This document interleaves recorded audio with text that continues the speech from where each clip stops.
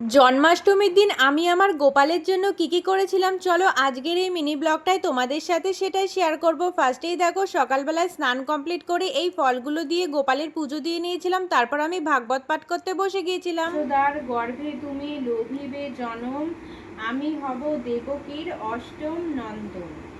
তারপর কিছুক্ষণ রেস্ট নেওয়ার পর আমি চলে আসলাম রান্নাঘরে গোপালের জন্য ভোগের রান্না করতে। আর ফার্স্টেই দেখো লুচি ভেজে নিচ্ছিলাম, ওইদিকে মা সব গুছিয়ে দিচ্ছিল আর এদিকে আমি রান্নাটা করে নিচ্ছিলাম। আর পাশের গ্যাসেই দেখো আমি পায়েসটা বসিয়ে দিয়েছিলাম। আর গোপালের সব থেকে ফেভারিট কিন্তু জন্মাষ্টমীতে এই তালের বড়াটা, সেটাও কিন্তু আমি করে নিয়েছিলাম।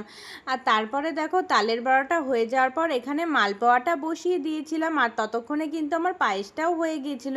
আর রাত 11টার সময় গোপালের অভিষেক করে নিয়েছিলাম। আর এই জামাটা কিন্তু গোপালকে একজন গিফট করেছিল জন্মাষ্টমীতে, আর সে বলেছিল গোপালকে এই জামাটাই পরাতে। আর বাবা দেখো গোপালের জন্য এই সুন্দর চূড়াটা নিয়ে এসেছিল।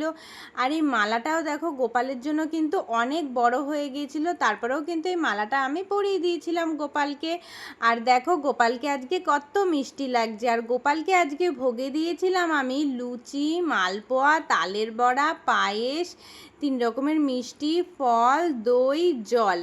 তো প্রত্যেকবার জন্মাষ্টমীতেই কিন্তু রাত 12টার পরই আমাদের গোপালের ভোগ লাগানো হয়। আর এবছরও সেরকমটাই করা হয়েছিল। গোপালের ভোগ হয়ে যাওয়ার পর মন্দির গুছিয়ে ঘরে এসে ঘুমাতে ঘুমাতে আমাদের কিন্তু প্রায় 2টো বেজে গিয়েছিল। তো আজকের জন্মাষ্টমীর ব্লগটা এই অবধি। কেমন লাগলো অবশ্যই তোমরা কমেন্ট করে জানিও। রাধে রাধে সবাইকে।